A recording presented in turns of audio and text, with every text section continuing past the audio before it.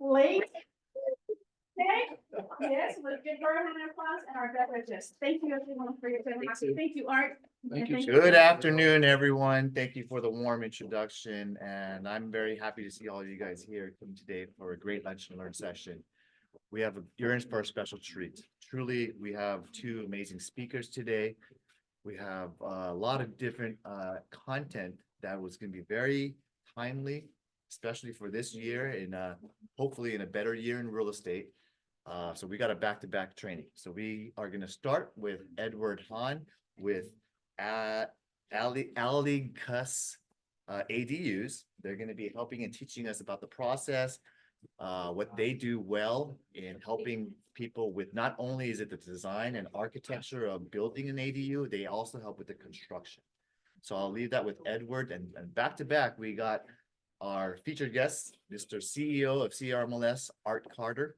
And we're very proud to have him in our office today to speak to us about current MLS issues and concerns going on, especially here in California, and especially in a recessionary form of a year. We have some definite rise of litigation and cases to talk about how that's going to impact us as practitioners. So thank you all for being here. And I want one favor of everybody is you got your cell phones over here, please. Can we put it all in silent or off? Let's take a moment to that and respect our speakers. Thank you all for being here. Edward, why don't you come and start us off with the ADUs? I really am interested in this topic. Well, good morning or almost afternoon, everybody. My name is Edward. Today is one of those days that we only get one time every 4 years. It's a leap day. It's a very special day. Thank you, Calvin, for having me here. I'm from Ali Construction. We have been building ADU ever since 2018.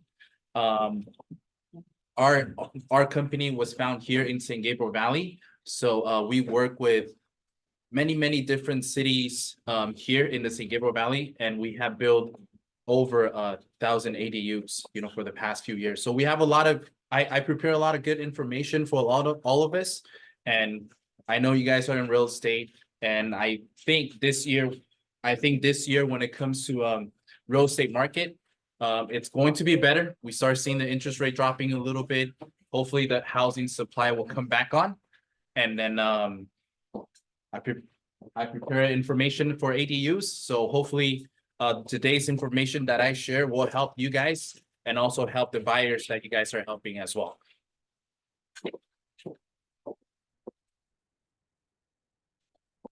All right, so I want to start off with this. How many people are familiar with ADU and the difference between ADU and junior ADU?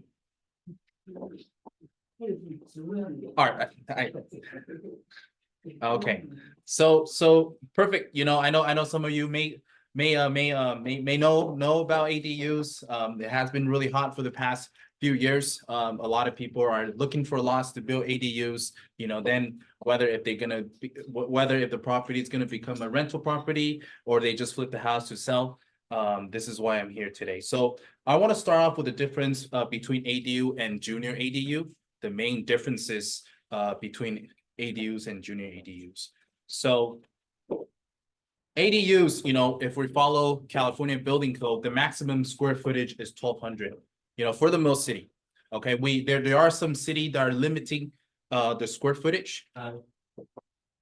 Limited the square footage, but state law is 1,200. There are some cities that actually allow you to build over 1,200 square feet. Very few of those cities are allowed us to do that, but again, this is a general guideline. ADU usually the maximum square feet is 1,200. Now, what are some of the main requirement when it comes to ADU is that in order for it to be an ADU, whether if it's, as you can see, the ADU is detached to the house, it can also be attached to the house. But what make ADU an ADU is that the ADU has to have a individual entry. So it has to be a separate unit. Okay, you cannot share the same entry as the main dwelling. Okay, that's the number one requirement. Number two, you're not required to provide parking. Okay, let's say I bought a land here in Temple City. Okay, if I want to, if, let's say it's an R2 zone, it only has a single family home. I want to rezone the property to build 2 units there. If you're building a single family home, you're required to provide parking. Okay, if you're building a multiple unit, you'll require more parking. The best part about ADU is that you're not required to have parking. You know, I'm sure you guys heard of some people, they convert the existing garage into another unit for rent out or for more space for the family. Whatever it is, you're not required to have parking. However, you are required to have an individual kitchen. Okay, so to make it a proper living space for whoever is living in there, by code, the people who are living in there has to be able to cook, clean, provide food. So you need to have a sink, you need to have a full kitchen. Okay. You also are required to have places, you're also required to have bathrooms. It's one of the requirements. Okay. And that's pretty much the general rule of thumb when it comes to what makes an ADU an ADU. Pretty much a single family home, but you're not allowed to go over 1,200 square feet. Okay, so it's a accessory unit to the main dwelling. Questions? Is there a bedroom count? Can you have 3 bedrooms or are you allowed only 2? Or is there anything restricting on that? That's a very good question. Now that when it comes to California building code, there is no requirement whether if it's minimum how many rooms you have to have or maximum how many rooms you can only have. However, different city they have different requirements. Here over here in St. Gabriel City, you're only allowed 2 bedroom, and you're not allowed to build over 1,200 square feet. You're capped at 1,000. In the city of Arcadia, you know, you're allowed to build 1,000 square feet, but after all these applications that we have turned in, we found out that, you know, 800 is usually what we can get out of an ADU in Arcadia. If we want to go over 800, there are very, very little lots the city are going to allow you to build. Here in Temple City, you're allowed to build up to 1,000 square feet, but I think there's no limit, or usually you do 3 bedroom for 1,000 square feet. That's pretty much the max. Question? Oh, my question was, once you put in the kitchen,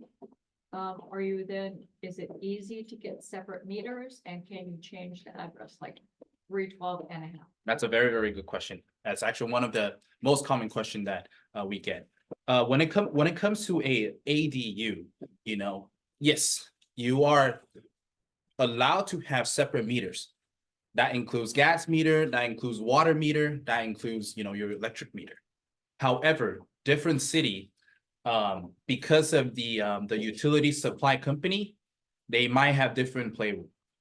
Okay, we have done so many projects here in Southern California, so we know some of these cities you're not allowed to have separate meter. West Covina is one of the cities that you're not allowed to have separate meters. Matter of fact, they don't even provide a different address when it comes to your ADU. But in Rosemead, you know, in the cities around St. Gabriel Valley, you're allowed to have separate meters. And different city, depending on how they name their units, some will be unit A, B, C, some you'll get a completely different number. At the end of the day, it's up to the city how they want to organize these ADU. Yes. Okay, so I'm gonna jump into junior ADUs. Junior ADUs are just like an ADU, okay? You're also required to have an individual entry. Okay, parking is not required.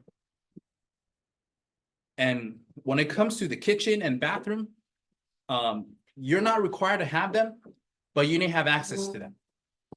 Okay, so if the junior ADU doesn't have the kitchen in there, you got to have a doorway inside to get into the kitchen that gets shared inside with the main dwelling. Same thing with the bathroom.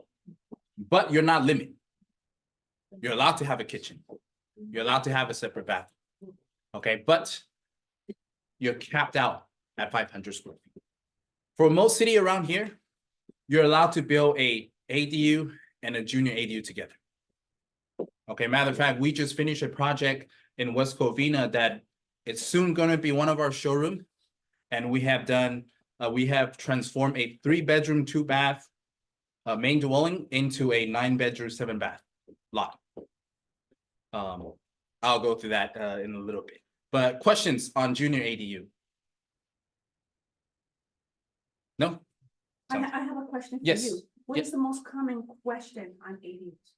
The most common question is usually, can I build an ADU here? That's the most common question when we get when we get these inquiring phone calls. But usually it's how big, how many rooms, you know, because a lot of time, you know, they're looking into ADU as, hey, we're trying to do development, we're trying to increase the property value. So those are the two common questions. Yes. Okay. I would assume that you still have to go to the city and get permits. as you Correct. Go. The other question is, are you required to follow the normal setback rules for a dwelling? Normal setback rule meaning 4 or 5 feet. Yes. Okay, so a general rule of thumb, and when I say general rule of thumb is California Building Code. Okay, when it comes to your proper setback, which is 4 feet to your side property line, 4 feet to your rear property line. Okay, and usually for most main dwelling, it's 20 to 25 feet for the main dwelling. For ADU, yes, you are required to follow the proper setback, which is 4 feet around, and some city between dwellings, meaning that let's say you have a main house, you have a huge backyard, you want to build your ADU in the backyard, it's usually 6 feet to 10 feet, depending on the city. Okay, And the so lot. if you're converting a garage and it is okay as a garage because it's pre-existing, are you allowed to turn that into an ADU even though it doesn't have the proper setbacks? I for a see what you dwelling? mean. That's actually a very, very good question. So Jerry asked, you know, if my garage, we call it a non-conforming, meaning that you go out to your garage, you get your tape measure, and there's only 2 feet to the wall. Or it's right on the Or property. it's right on the property. Sometimes you see these houses that are old, they're pretty much on the neighbor's property. You know, we've seen them here.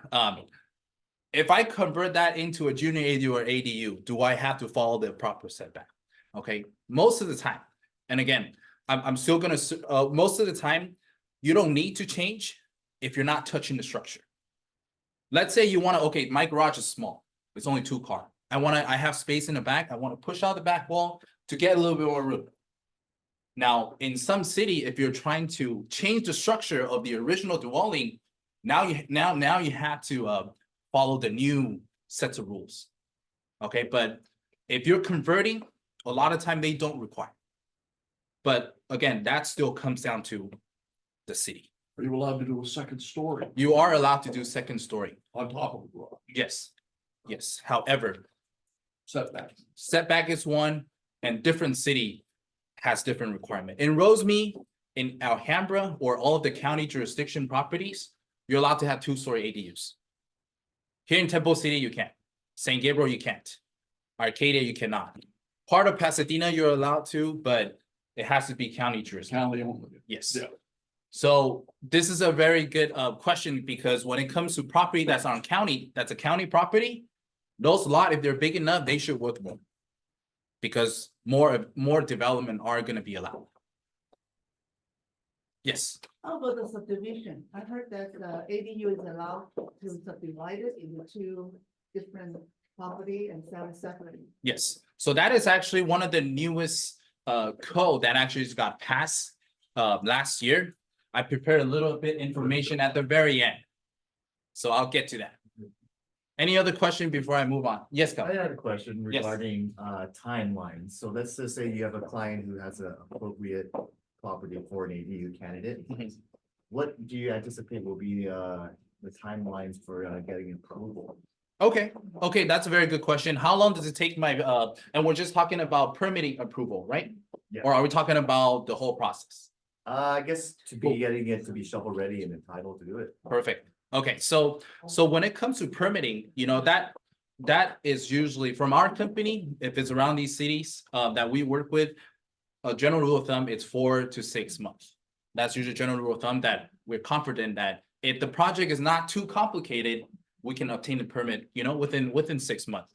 Now, construction, again, you know, we should expect anywhere from a 6 to 8 month from break ground all the way to turnkey. But all of these timeline, a lot of time, based on how complicated the project is. And follow up on that, what cities do you find are more difficult than average to work with in the greater San Gabriel Valley? Okay, Pasadena. Yeah. Duarte is actually not too bad. El Monte is one. El Monte is definitely is one of the city that certainly has a lot of rules. San Marino is another one.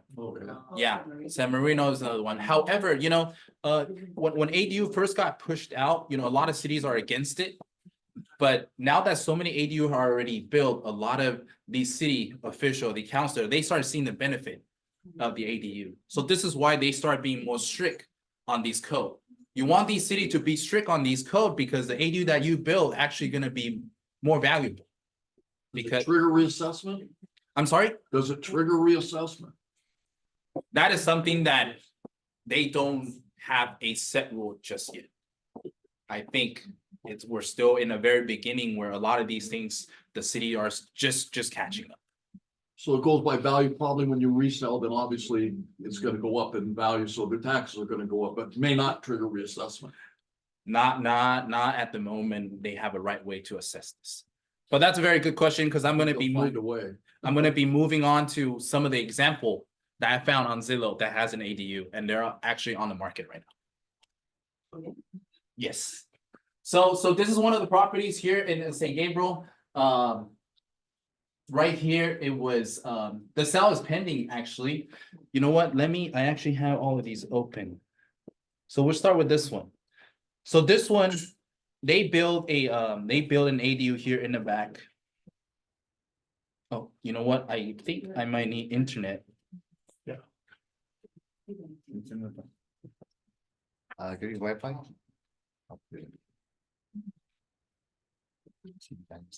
This one?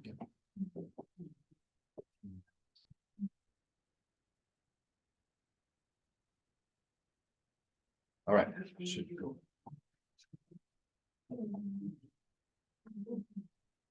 This is really good. A lot of information.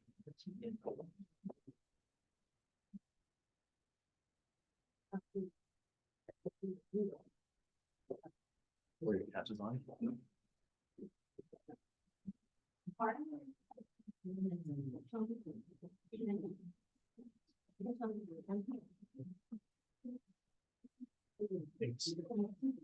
Perfect. We're running short on time, but I really want to show you guys these examples. This is one of the property that has a small ADU in the back. The ADU is not too big, but the house is re-renovate and the house is listed for almost 1.5 million. This is the ADU here in the back. I believe the ADU is not even that big, but this looks like a really good spot for Airbnb. And if we go down to the sales pending, somebody's working on this right now. So I'll be following the case and see how much this property actually gets sold. Another property that I found here is this one. This one actually got sold, okay? This property, it's in Pomona. This property is in Pomona. This is probably a better picture. The ADU is in the back, garage. They re-renovate the whole house. The house got sold. Can anybody want to guess? How much, Calvin? $400 a square foot. What's the total square feet? The total square feet, I believe, is 17 plus 1,200. So almost 3,000. 3,000 times 400, 1.2. Probably less than that. Going once. This probably got sold for 1.3-ish Pomona. in Pomona. Yeah. So this is certainly very, very exciting and interesting to see how these things are gonna play out. This is actually one of our project that we did in West Covina here. This is actually one of our project. The house is on the market. It has been on the market for a few months, and the owner has dropped down the price a little bit. I still think it's a great example. We built a 3-car garage, a 1,200 square feet ADU. This is what we do here in the back.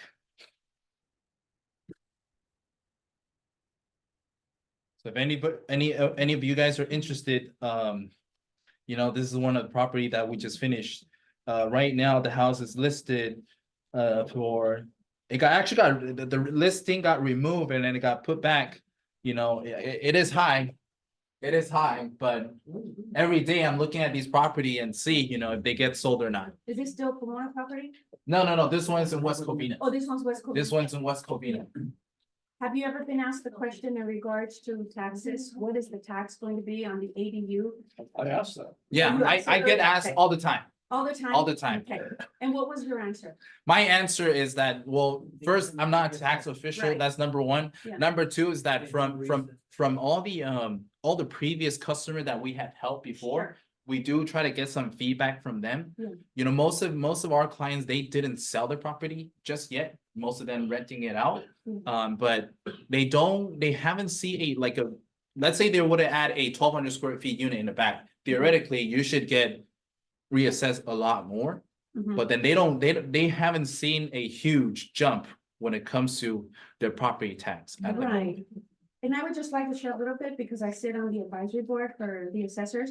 So there's not a template, there's not a cookie cutter for the taxes. So how they're primarily assessing that, it's for the craftsmanship and the material, the quality and the location, because they cannot assess a property tax in Pomona the same as they would in Arcadia, Arcadia or Beverly Hills or Santa Monica.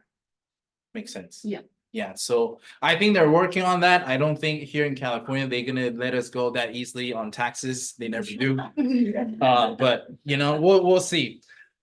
This is another property. This one, it's more of a high-end property. It's done really, really nicely. I found one thing that's really interesting for this ADU. Well, this is not one of our project, but the ADU is actually bigger than 1,200 square feet. This property sits right on the border of San Marino and then and Alhambra. So it is a nice area, but as you can see, I think this is the ADU. This one is the ADU. It's 2-story. Nice. Yeah, this is a 2-story ADU. So, a lot of time people think, oh, ADU is gonna be small, just a back house. Really depending on the designer and how much money you want to throw in. In some city, your main house is not even 1,200 square feet. Some of the older Taxes lots. are different.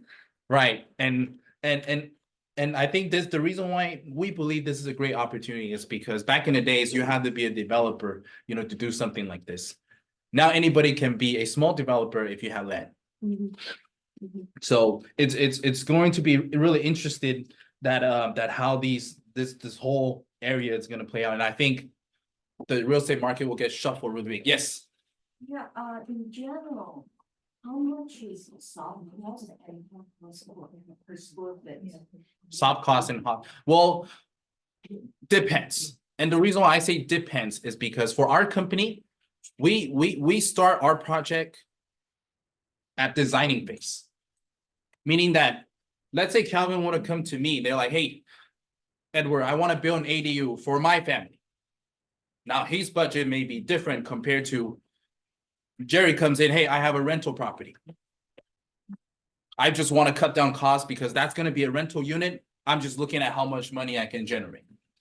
So the reason why people come to our company is because we start everything from the paper. So if I know, Jerry, this is going to be a rental unit. When I'm designing this ADU, I'm going to have a very different approach compared to when Calvin's building an ADU for their family. Then I can come to Calvin, hey, what are some of the things that you must have in your ADU? But typically speaking, here in Los Angeles, we're looking at the lower end, maybe 200 right now. I mean, anything that's lower than 200, I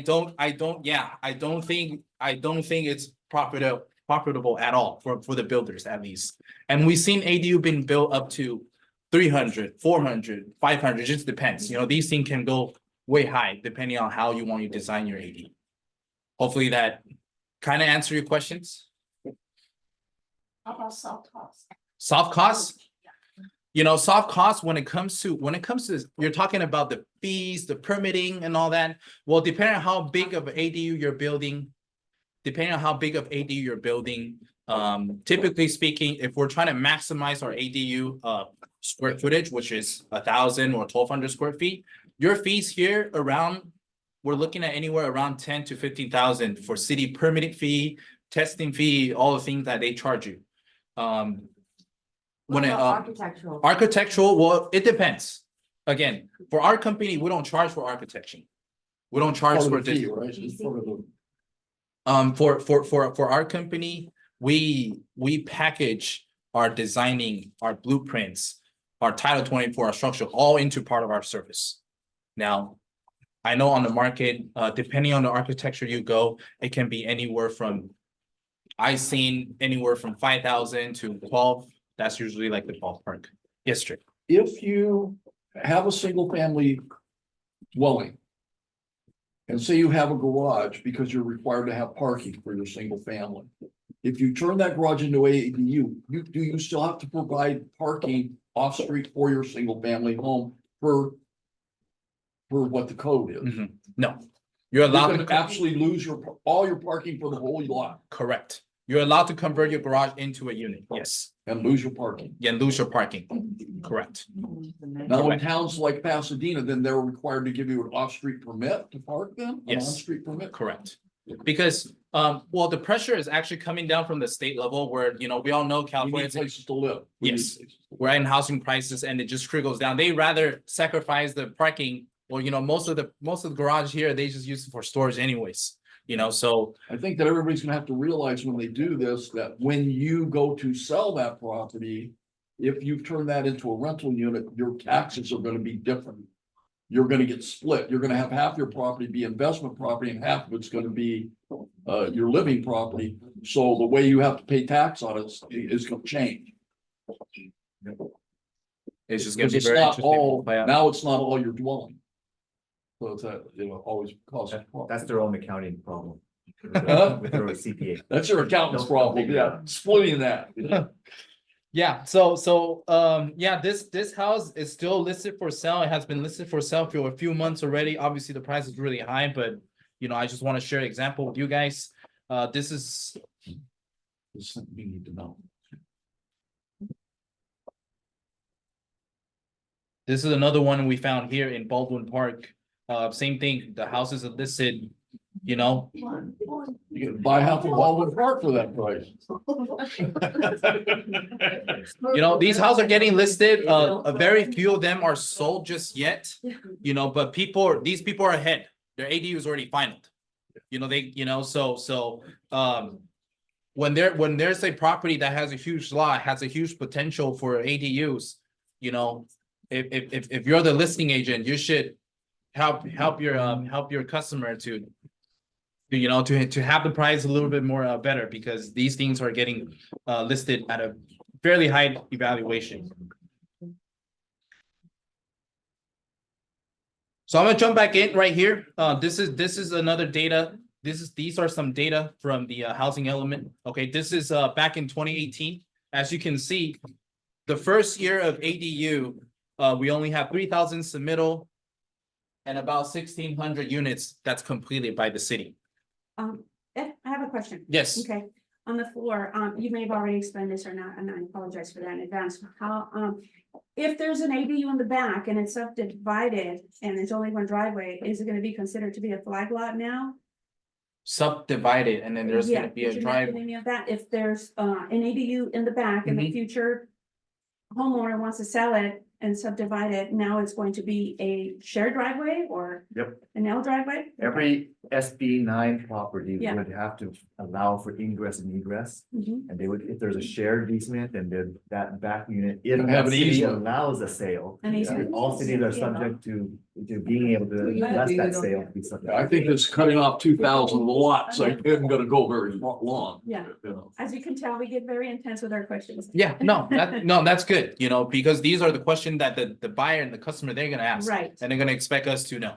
correct. We only got about 1 minute. No problem. So I just want to show you a quick data here. In 2019, the submittal jump up and the completion rate, are still low. Okay, are still low. This is during the pandemic. Okay, we have way more submittal. Okay, you start seeing the submittal coming up. Yet during the pandemic, not that many people are working, so the completion rate is low. This is 2021. Okay, you see the submittal when it comes to, this is the whole LA County. The submittal jump up, and this will continue to rise. Okay, so the whole point of me showing these data are just to show people that, these things are happening. You know, these are from the official data. These things are happening. And this is only LA County, right? Yes. So I'm gonna end off here. Obviously I'm gonna leave my contact info. I have my business card here, but the reason why, you know, you want to contact our company to do ADU is because we have done a lot. You know, we'll save you a lot of time, we'll save you a lot of trouble, especially when you have a very, very strong buyer, investor. They're looking at, hey, look, I just want to develop. Where do I start? We take care of everything from step 0 all the way into turnkey. So we'll say, you know, we will save a lot of people a lot of time, and we will make sure that you guys look way more professional when it comes to a customer come in, hey, I want to do this. Okay. All right, thank you so much. Thank you. Of course. Just so you guys know, I don't know if you repeated it, but I met through Edward through he was at another event speaking. They do the design plus the construction. That's rare to find. And a lot of times people like to point fingers like, oh, your design is bad, or the construction ends up being, oh, it's very poor, but at least you have one source that's licensed and insured and has to answer and address any issues you have. If you have any side questions, because every question is like, well, how much does it cost? Everything is specific and dependent on the property, the city, the locality, whether it's unincorporated or not. So it's going to be very hard for him to give a specific answer. So if you have any side questions or anything, you can grab his card, his information over there with ALIGCUS and Edwards over here. Thank you so much. Thank you guys. Okay. Awesome. Thank you for sharing. Excellent And presentation. wow, we got a lot of you guests here. We got a lot of special friends here and invited people. So thank you so much for joining us here at Coldwell Banker Dynasty. I'm going to go ahead and invite Sylvia Ramos to come introduce our next speakers and our invited guests. But thank you all. It's a leap year today. It's a very special, rare occasion. So just want to say let's all leap into our success for 2024. Sylvia. Thank you so much. I appreciate that. Thank you to our speakers. You did a fantastic job. We appreciate you. I understand that Julia recommended them to come to our office. So we want to acknowledge Julia as well as you as the realtors, the real estate practitioners. It's extremely important to get the hands-on. You know, we're the ones with the boots on the ground to be able to get the information to ourselves, first of all, so we can roll it out to our clients or any prospects. So with that said, today is an extra special day because not only do we have the CEO of the CRMLS, which is the big shot that we see every time we log into the computer and we see a smile right there. And, you know, and besides being a great friend to both my co-manager here, Mark Ramos, and Kelvin and myself, I just want to acknowledge that we also have some other extras special. I have here my co-partner from the AAR, Rich Reed, and he's here. We're both on the rules and regulations over with Art Carter at the CRMLS. So everyone, please give him a hand. We have his lovely wife that's also a realtor. It's a dynamic husband and wife. She's a realtor, so we want to acknowledge her for being here as well. We have potential recruit. I'm going to put a spotlight because she's not shy. Whitney, please stand up. Hopefully she joins our office. She's a teacher. So, and Process of getting her license. absolutely. She's still in the early rise, but as you can tell, she's really want to get a handle, you know, on things because she's organized and she's a queen in communication as well. Thank you so much. And I think we have, okay, Grace is here too. Someone that I met through the ARIA program, and she's here. She came here to join our office to listen to these great speakers. Without ado, I also want to acknowledge our CEO from the Arcadia Association of Realtors, which is Andrew Cooper. Andrew Cooper is coming around the corner. Okay. Andrew. There's Andrew. And we also like to acknowledge the fearless female president for 2024, Renee Bonora, back here, Renee, for the Arcadia Association of Realtors. And there's some history back there, you know, me being the 2017 first Latina president and Kelvin being the 2019 president, not the first Asian, Second AAR president named Kelvin. named Kelvin.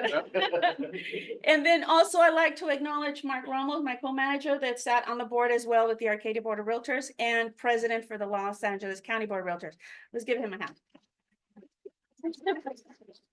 Thank you. We will give some spotlight to Madam President at the end and our CEO, Andrew Cooper, at the end to give us a little plug about why join the AAR. But for now, we must again acknowledge Art Carter and thank him for this beautiful array of food.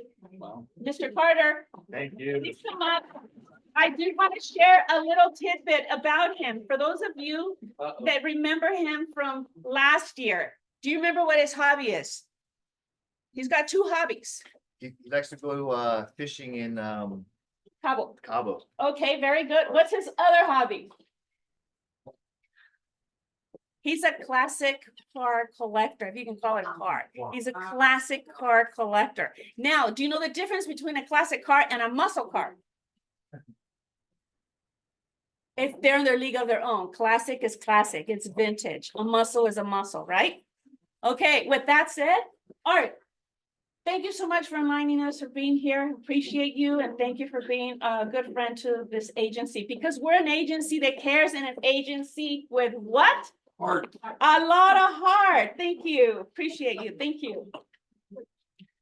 So it wasn't part of my presentation, but not knowing that you guys were having somebody talking about ADUs. Hopefully you guys are aware that ADUs are fully searchable within the CRMLS matrix system. There is a 21 separate fields that go into whether or not it's a standard ADU or a junior ADU, the square footage, some of the permitting and parking spaces issues. So all of the displays that he was showing out of Zillow's getting that information out of the CRMLS database. So it is not coming from anywhere else. And I highly recommend that you guys take a look at those pieces and you can do those searches fully within the CRMLS platform. So let me get into my presentation. And I'm doing something that I don't normally do, which is, you know, they always tell you never perform on stage with a kid because they'll always upstage you.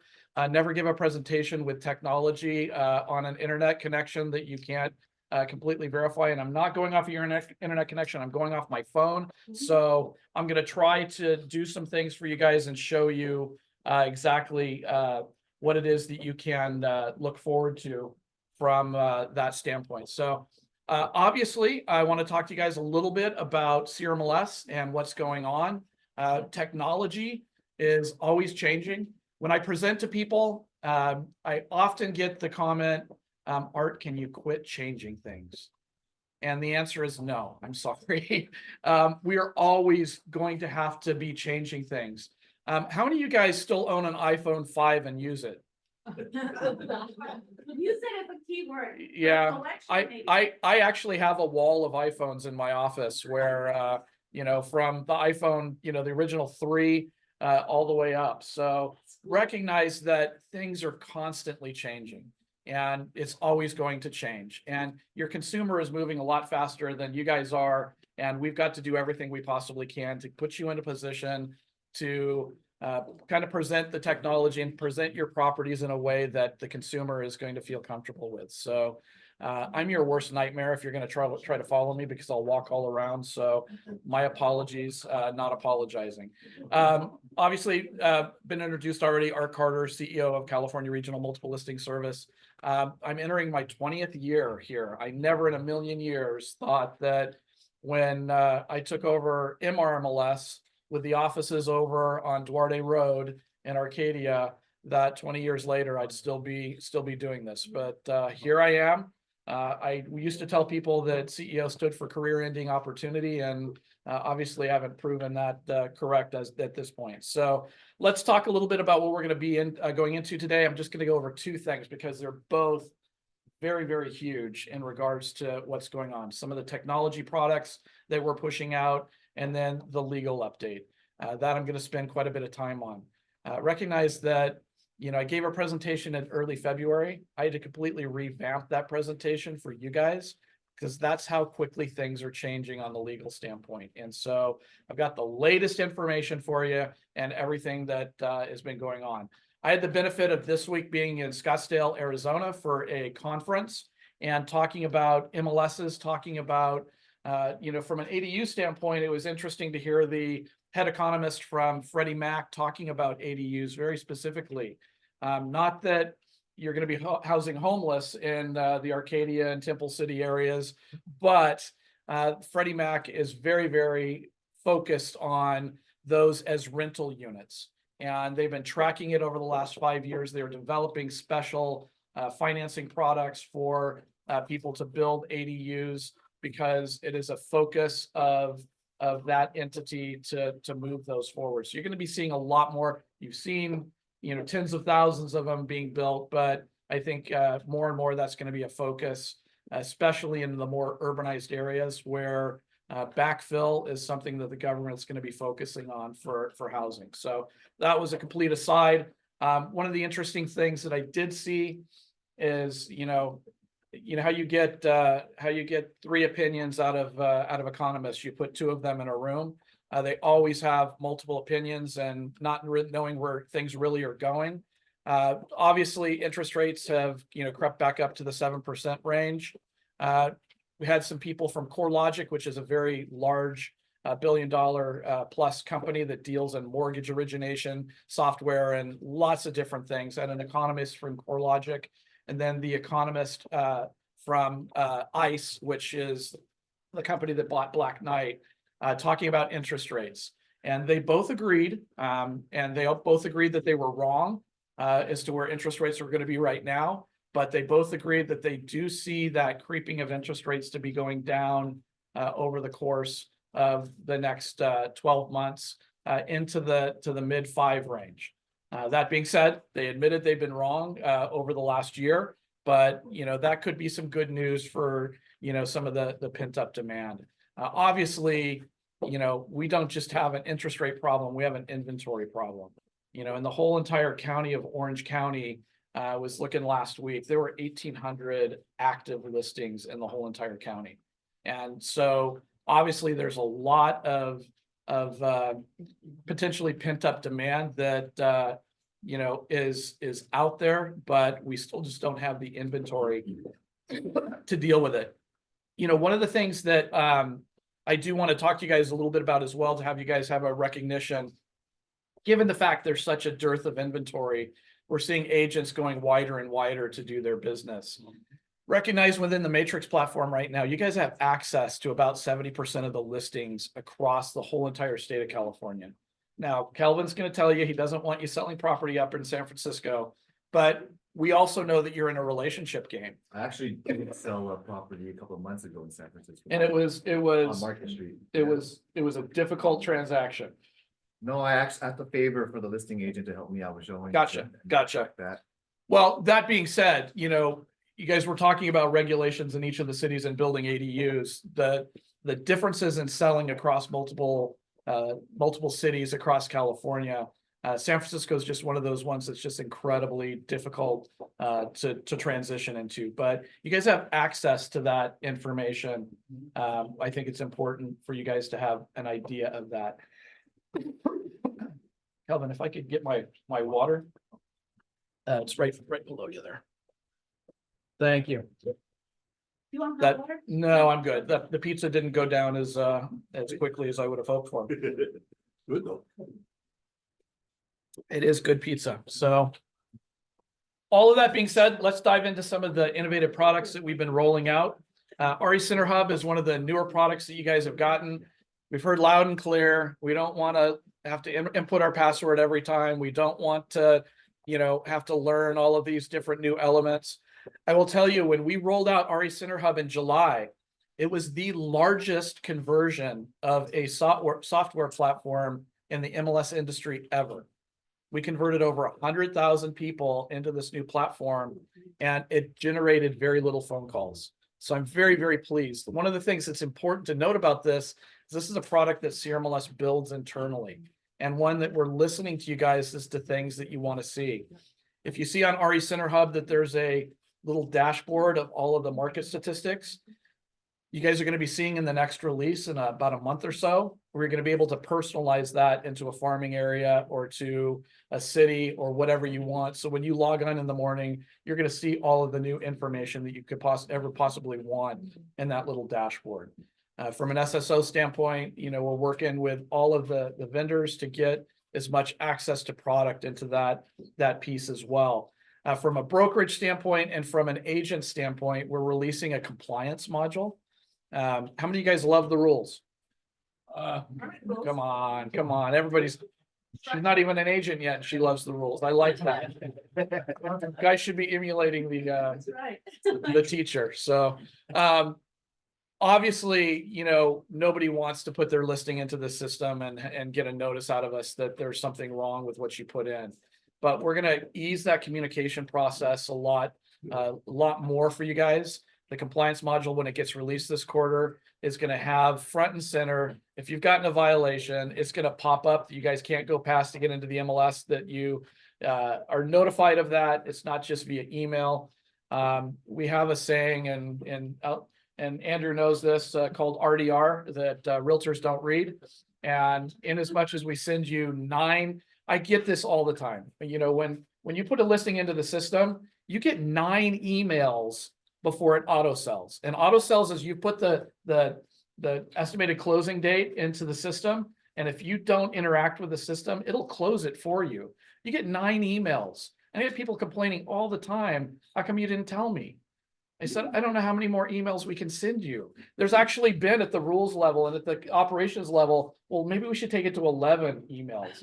Like, if they haven't listened to 9 emails, they're not going to listen. So that being said, RE Center Hub is going to do a much better job of communicating directly. I think that if you can't get into the MLS before say I've read this, I think it'll go a long ways towards that. So, and we know you guys lie to us on that side as well. Every time you click on I've read this, it's like 0.4 seconds in between the time you've logged in and you click on I've read this. I'm pretty sure you're not reading it. But there are some things that we're going to be able to do in a more unique way as we move forward. So RE Center Hub is going to have a lot more enhancements coming along for you guys to see as we go along. Please pay attention to those notifications as they pop up and read them, because it actually will benefit you guys pretty significantly. I mentioned this the last time I was here, reimaginehome.ai. How many of you guys have played with it? Nobody. So that's what I'm going to do is I'm going to go in and I am going to find my glasses because I am over 50. And no, they were in my pocket. So I'm going to actually walk you guys through what you can do with RE Center Hub. And so I just did a quick search up in the search bar of Temple City. And I pulled up this listing. I went to a photo that has furniture in it. And basically I pulled it up into my system and went over to Reimagine Home. And I'm going to walk you guys through what you can do. So I'm going to upload that picture now and open it. And I'm going to tell it what it is, that it's a living room. I'm going to continue. Oh, sorry. It is furnished. And I'm going to continue. It's going to upload the figure. And what it's going to do is, and this one is going to surprise me, but what it's going to do is it's going to take all the furniture out of this room. And it is going to generate a design based off of a number of different elements that it's looking at. The cool thing about this is I don't have the latest version on it. They're going to return results to you within 3 to 5 seconds. This is taking a little bit longer, but it's a very cool product to have, especially from a staging standpoint. If you're trying to get you guys, your clients a little bit more of an understanding. So this was all done on the fly. So you guys can see, this is what it did. It took that photo and it regenerated a number of different designs in that element, literally in 20, 30 seconds. So they do have a element of a staging system that you guys can, it's for very low cost for agents to go in and actually work on, even if you want to just take all the furniture. Something about the house doesn't show well. They have really bad taste in furniture and you want to take it all out. They'll take it down to the bare floors and the bare walls for you. They are working on something for me that I think is pretty cool. We have a new product coming out called Perchwell. And as part of that product, I want your clients to be able to take pictures of their current house and in their portal, have the platform move their current furniture into a new house for them. Stage it and do all of those things. So AI, I know AI scares people, but there are some really cool tools coming from an AI standpoint for you guys to utilize with your clients and utilize with the homes that you're working on. And it's becoming so easy as we move along to use these types of platforms. And you know, Zillow's got this thing called, you know, Move Me, and, you know, this element of showing people what it would look like, the experience they would have in a new home, I think will be pretty cool as well. So reimaginehome.ai, okay? Take a look at it. It is really, that is really as simple as it is for you and your clients to use. So let's get. So we have a member discount, right? Like. Yes, you do. So there's a link in there. Okay, cool. Yep.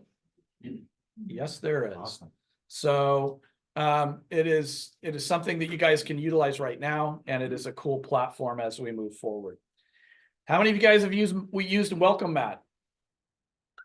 One of the bigger requests that we had coming through our operations committee was we're always getting these violations coming across the system where people have uploaded videos into the multiple listing service that have branding on them.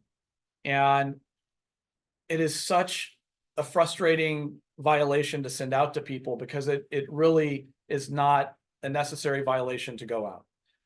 It is really simple to use a product like Welcome Mat, upload your video into Welcome Mat, and Welcome Mat will take that video and give you a branded, and even if it is branded, we'll build an unbranded version for you that will upload into the multiple listing service.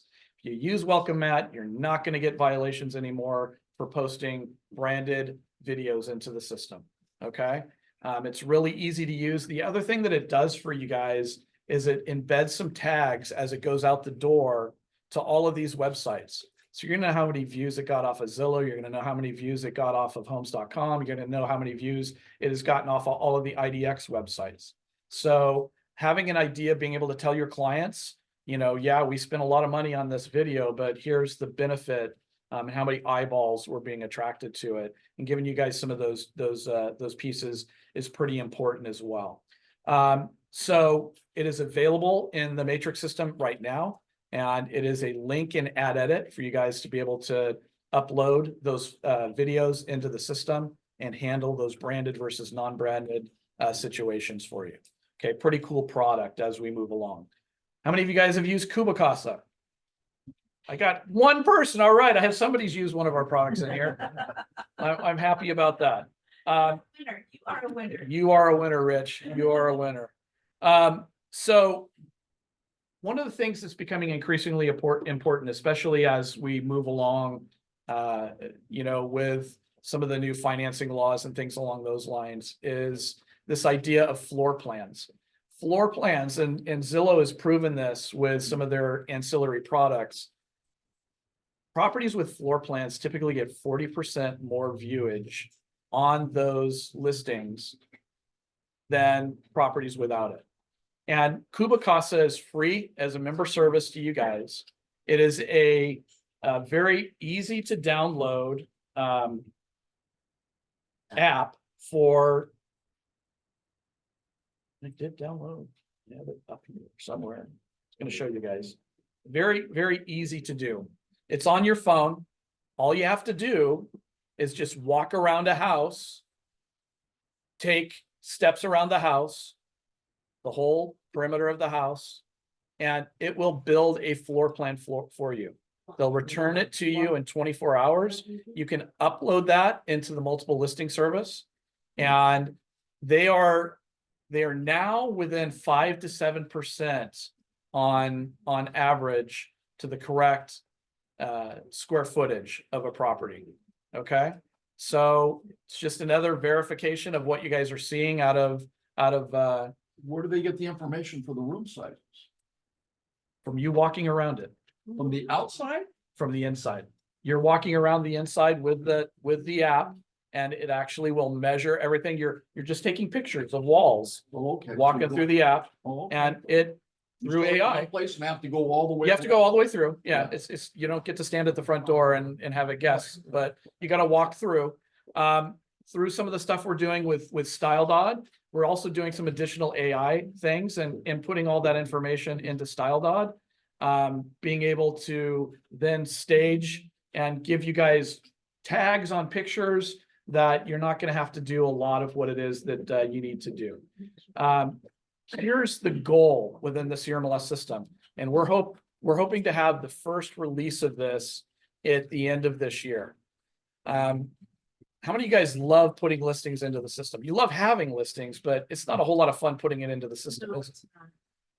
My goal, and I put this in front of my tech team, is I want edit to take no more than 8 to 10 minutes from start to finish for agents putting listings into the system. How are we going to do that? What you're going to do is you're going to upload your photos first.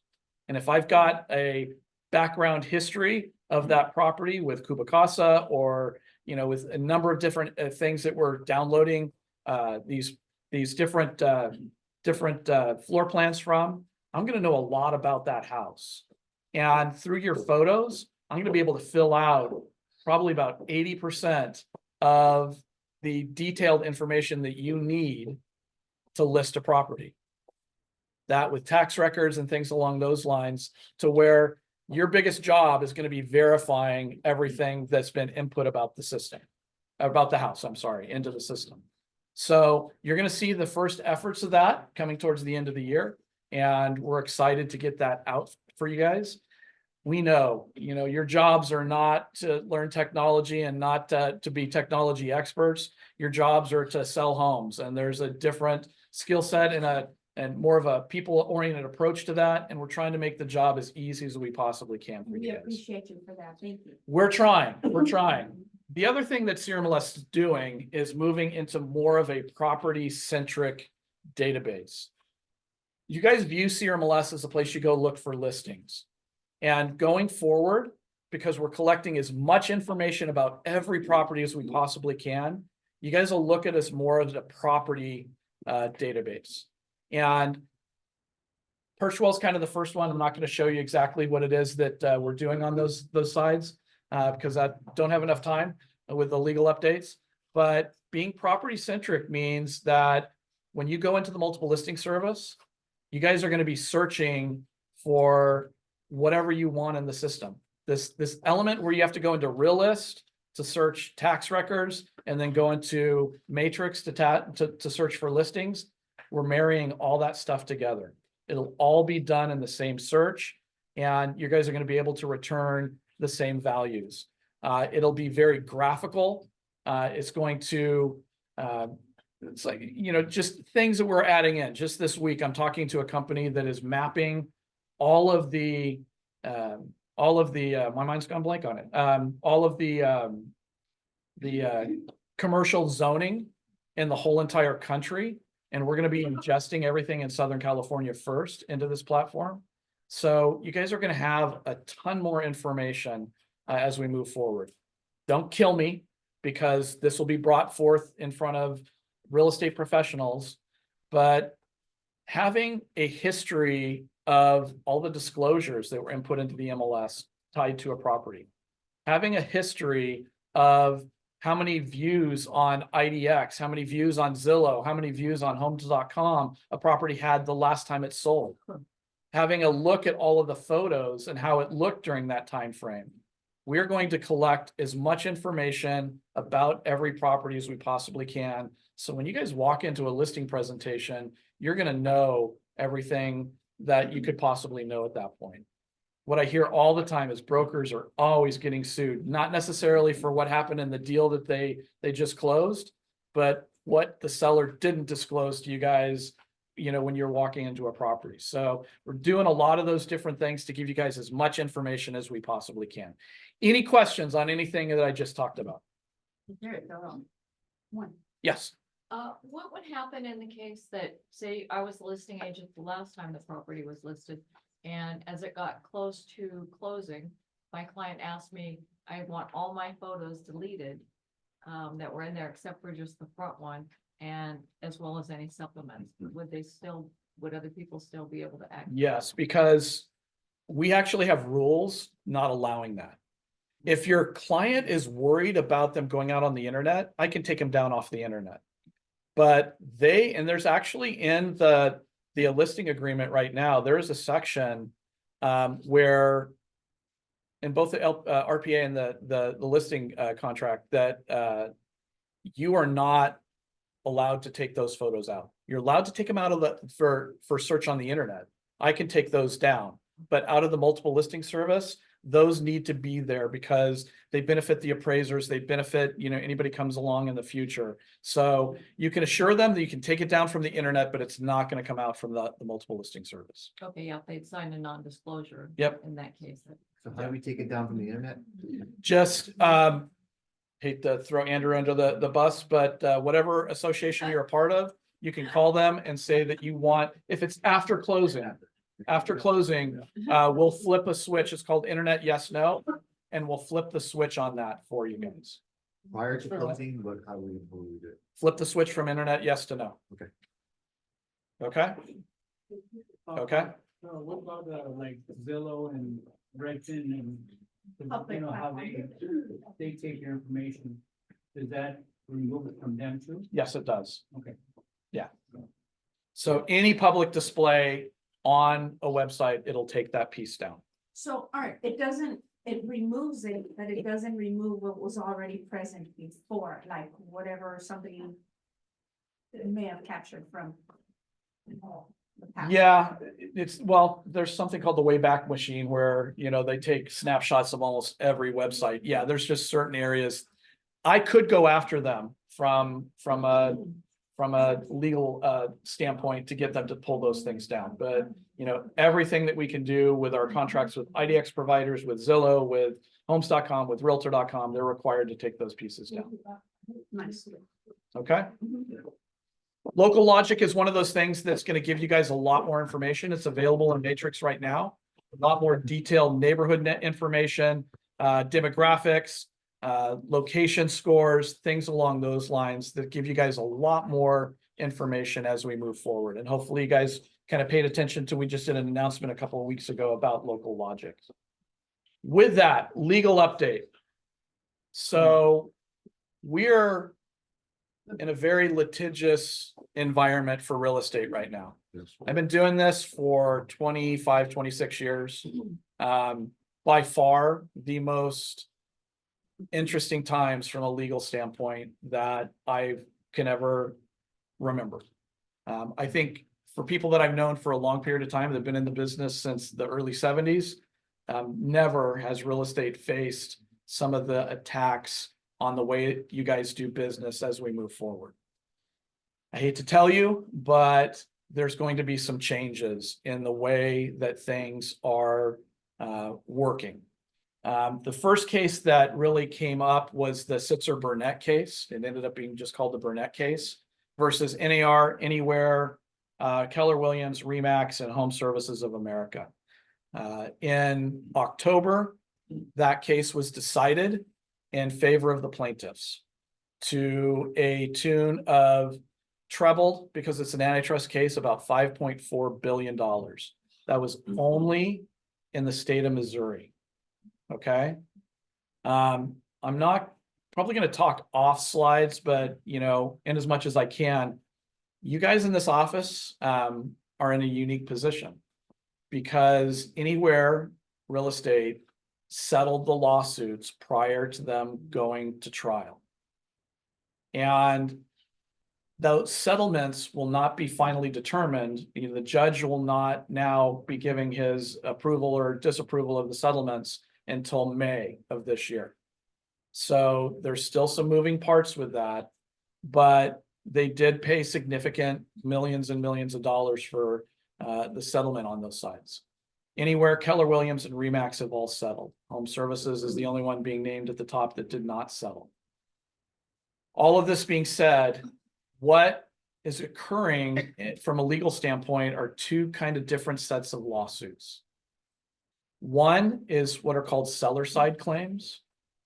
And the seller side claims basically center around the fact that, or the alleged facts, that sellers have been disadvantaged because of the way that buyer brokerage works and through the multiple listing service, that sellers have had to pay the buyer's agents brokerage fees, the selling office compensation that you guys see in the multiple listing service.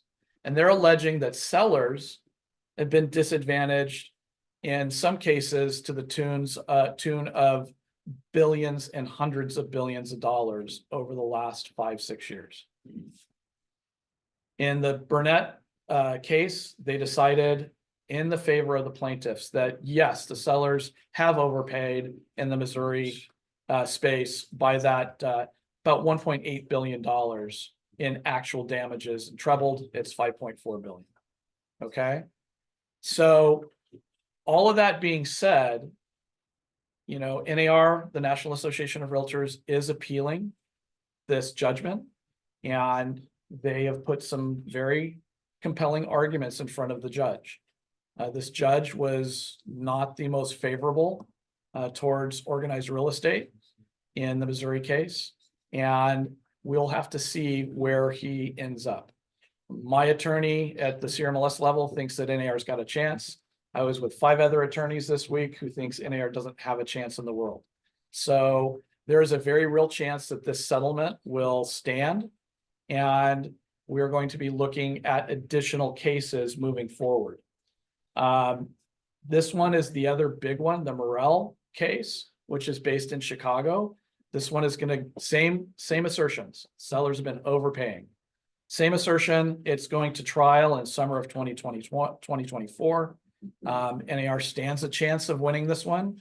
They also stand a chance of losing it. Trebled. This is a $50 to $70 billion potential judgment. Big money. We're talking really, really big money.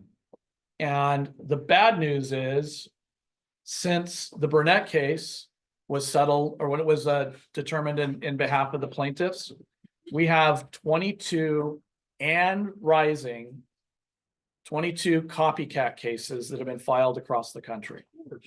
Okay, in California, CRMLS has been sued. Combined Los Angeles West Side's been sued. Your local association has been sued. All of us, and plus a number of local brokerages, have been sued in this process as well. So the thing that's going on with this is because there are so many cases and they all assert the same thing. And I didn't even talk about the buy-side cases, because there's cases going on right now. There's about 5 of them across the country that claim that the buyers have been overpaying. The buyers have been overpaying because commission is offered in the multiple listing service. The buyer didn't get to negotiate what they were paying. The seller determined that. So the buyers have been overpaying because they didn't get to negotiate their agent's commission. Both of those are ongoing. What's going to occur is that at the end of March, the National Association of Realtors and all the plaintiffs have agreed that they want to consolidate all these cases. Doesn't make sense to have 25, 30 cases going in federal court that all allege some of the same things. All of that being said, they are going to be meeting. It's a multi-judicial panel of judges. There's 3 of them that meet every quarter. And NAR and the plaintiffs have petitioned to this panel asking them to consolidate all of the cases into one and underneath one judge. The only place that they disagree is the plaintiffs, of course, want these consolidated under the judge that just found in their behalf. NAR wants it consolidated in Chicago underneath Judge Wood, who is yet to determine the Morel case. So Judge Bowe is the plaintiff's option. Judge Woods is the NAR's option. Most likely, in talking to attorneys, especially antitrust attorneys, Judge Bowe will get it, primarily because he has more experience in taking a case fully through litigation. I see some disappointed faces back there, but that's kind of what we're seeing. There's a chance that NAR could prevail and get it into Chicago, but that's kind of what we're looking at right now. They're big deals. And so to let you know the settlements that have been discussed, and one in which Coldwell Banker here has been covered underneath, basically are going to require some rule changes, are going to require some changes to the multiple listing service, and require some changes in the way that you guys communicate both to your sellers and your buyers. I didn't even get into the fact that the Department of Justice, in all of the cases that have gotten past their initial filing stages, has filed a friend of the court support for the plaintiffs. So the Department of Justice wants to see commission out of the multiple listing service. In one of the cases, they finally filed what it is that they wanted. They do not want to have an offer of compensation in the MLS. They want sellers to negotiate what they pay, and they want buyers to negotiate what they pay. Okay? It's going to change the way that you communicate, especially on both sides. Because what will have to occur because of lending law and things along those lines is that the seller is going to have to agree to pay the buyer brokerage. But the buyer is going to have to go to the seller requesting those things. We're not really sure how it's all going to work out, but it is going to be a different way for you guys to transact business. And you're going to have to be communicating to your buyers in a different way than you were before. Okay? I don't know exactly how all of it's going to play out. I know what has been, kind of contemplated from a change standpoint. CAR has gotten ahead of it from a forms change standpoint, but we're really waiting to see what happens in the May timeframe when the judge in Judge Bowe makes his determinations as to what he's going to do from an injunction standpoint. It's a lot to take in. So, questions? Doesn't the seller already get a say in what the commission will be to the buyer's agent and to the seller's agent?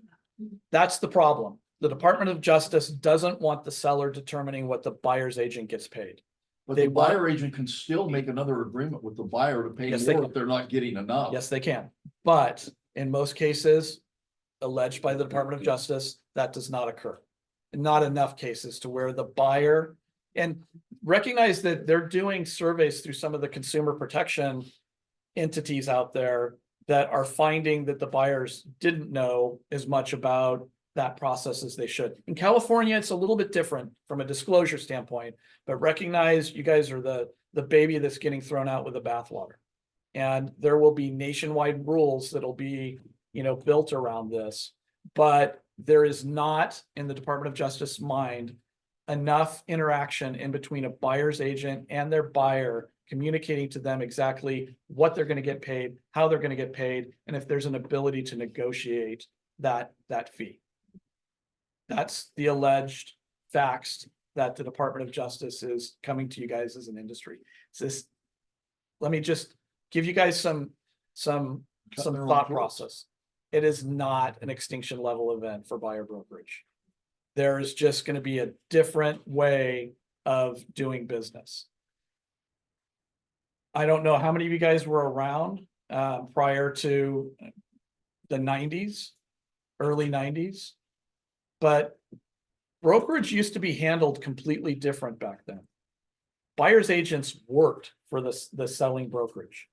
didn't matter which brokerage you worked for, contractually, your fiduciary responsibility was to the selling brokerage office.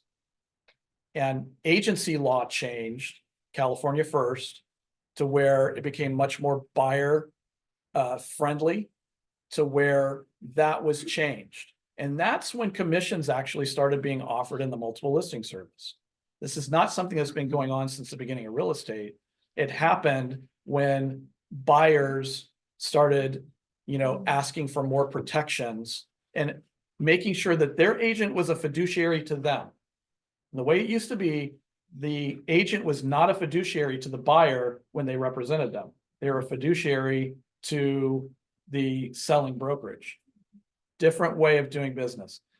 This is going to be a different way of doing business. And I can't tell you how all of these moving pieces are going to settle, but I feel very assured that they will.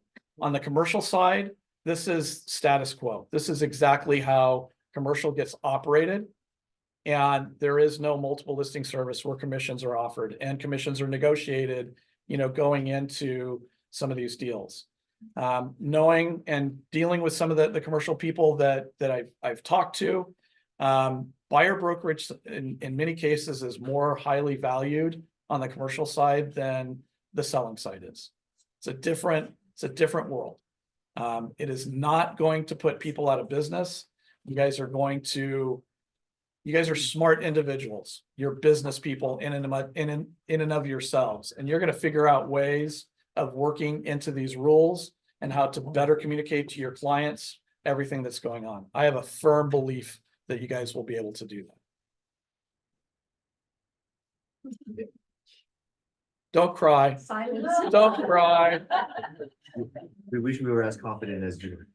And I think it's a little bit silent, and I'll just share a little bit culturally that it is perceived in some instances where the buyers already won some of the realtors' compensation. So if they're already subtracting because they don't see the value, then that's where Kelvin, myself, and all of us, we need to really make our realtors believe in themselves and hold yourself up with your chin up high, saying this is what I'm worth, this is what I deserve. Biggest thing. And then and you just stick with them, because if not, it's gonna be a spiral. You're gonna fall flat on your face. I'm just being straight up with you. It's okay if I quote Gary Keller? Yeah, you don't want to Okay. talk too much about that. Gary Keller, they just settled out of all of the cases, and they had their family reunion in Vegas this week. And one of the things that he very clearly told all of his agents, you have to learn how to set your value as a buyer's agent. And you need to know how to communicate that, because it is tremendous value. The Department of Justice, even in their response to one of the cases, said that they do not want to see buyer brokerage go away. There's value in buyer brokerage. There's value in having a fiduciary on your side in a real estate transaction. And they don't want to see that go away. I just hope that they don't make changes to the rule set that, we're going to be paying for a period of time. So, that being said, NAR is in discussions on all of these sides as we move forward. Renee? Yeah, a few years ago, there was an attempt of legislation to be passed to end dual agency in the commercial arena. Do you see that possibly happening in residential as a kind of preemptive way to assist the buyer broker? I think two things that probably needs to occur. There are states where that's already happened, and I said this the last time, and I think some of you were tempted to throw food at me. Learn, love, and start using buyer broker representation agreements. That is the primary thing that you guys can do right now to get ready, because you've got to start communicating with your buyers your value. And recognize that CAR has a buyer broker representation form that has a number of different flavors that are exclusive, non-exclusive. That I'm going to leave that up to Kelvin to deal with, but you guys have got to embrace that. Finally, you've got to embrace it. I see, and there's been discussion at the CAR level. Unfortunately, they're talking about 2026 to have this legislation come across.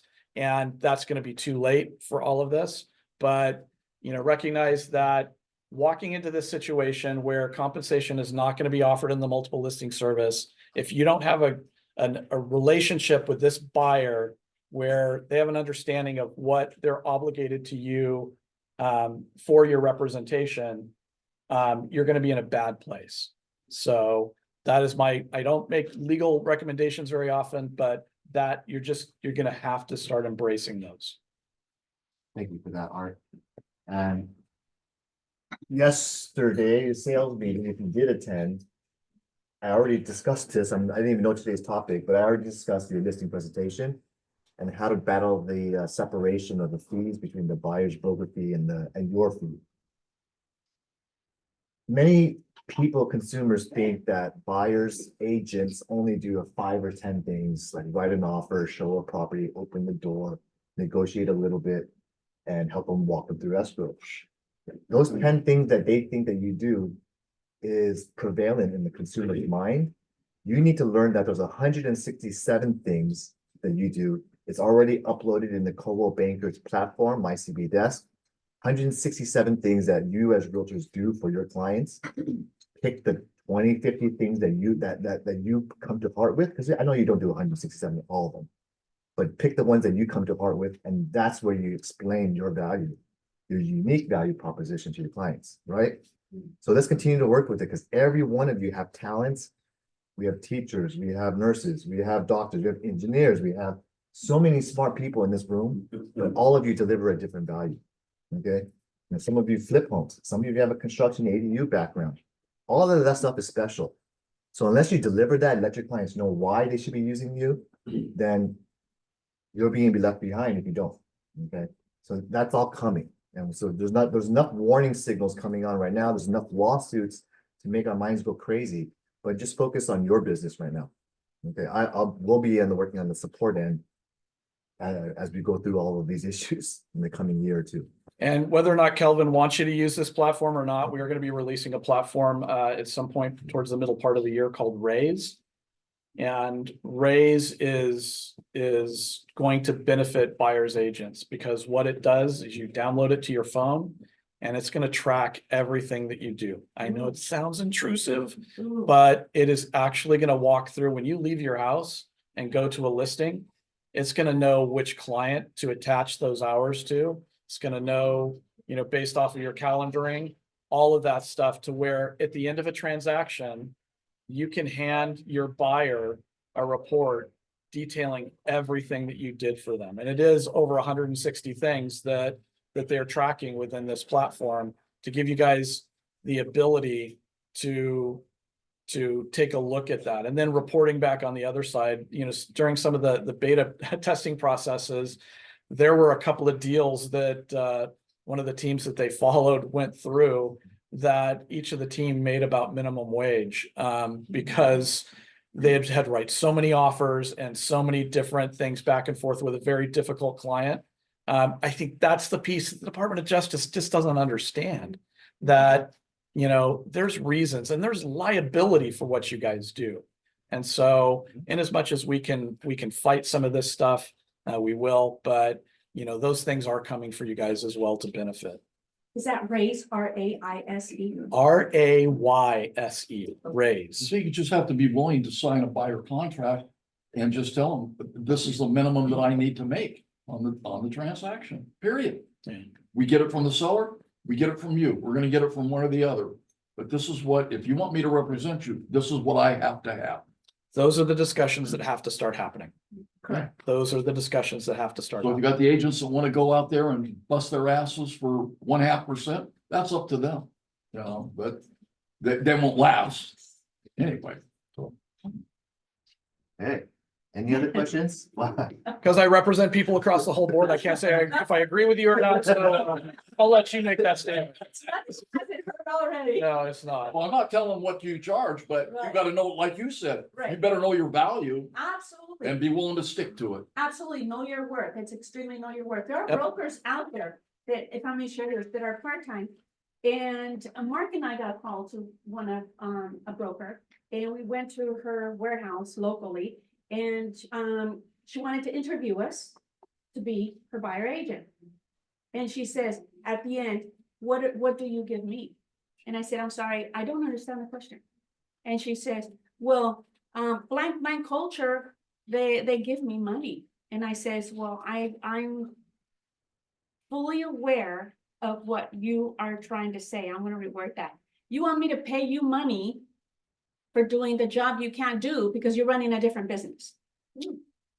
And she said, yes. And I said, I'm sorry, I'm not that agent, but thank you for asking. And we walked out. Sometimes you can't win them all. You can't win them all, but don't be that person, because if you start doing it, your friends are gonna do it, the other people down the street are gonna do it, and then what? Right? Then you're gonna be making less than minimum wage an hour. It seemed to me that you can ask the buyer, Mr. Buyer, we will try to request from the seller that we get $5,000 cash back to help you with the commission. But this is all part of the negotiation process. But whether you pay it or they pay it, somebody's got to pay it. Right. I just noticed that sitting over there. What feels like the end is often the beginning. New way to do business. Just a new way, just a new way of doing business, guys. We're very big on quotes, and we're very big, as you can see, our tree of life during COVID. So any of you want to take pictures of this and do little selfies with it at the end? Please don't hesitate to do that. Just to relay, just really quickly before we conclude today. I always use on my past experience, right? Your past experience, many of you have sold a lot of homes. You can demonstrate where you have added your value through the services, through your negotiation skills, and obviously for getting the deal through too. Sometimes it's a relationship business. Sometimes if you know the listing agent, they'll help you hopefully select your client, right? So the value you have is many-fold, but oftentimes if they're asking for a kickback in Sylvia's example, you say, no, I don't do that. You ask me, what do I do great or what well? In this situation, for this transaction I did 6 months ago, I helped negotiate a 30,000 price reduction. I got a request for repairs for a roof. And then the other transaction I had, I was able to get something 100,000 below asking price. If you want that representation where I fight for you and negotiate on your behalf and I get a great job, don't you think I deserve what we're talking about in my 2 or 2.5% or whatever commissions that you're asking for? So that's all you have to do. And if they still don't see that value and you have given them proven examples, okay, then don't work with them, because at the end of the day, those are me people that you probably are going to drag you down to the minimum wage level. But if they're loyal to you, or they can, they can negotiate and hear you out and then say, oh, we'll take it case by case, you make your decision because you're running your own business, right? Those are going to work. Okay, all you have to do is just work on your own scripts, because the questions are always going to be the same. You only need to have 5 responses, right? Okay, justify yourself. Know what your worth is. Have a few of your own experience to pull out when you need to. Okay, you can do it. All right. Thank you guys very much. Thank you, guys. Have some food. Thank you, Art. Very much, and don't forget to have dessert.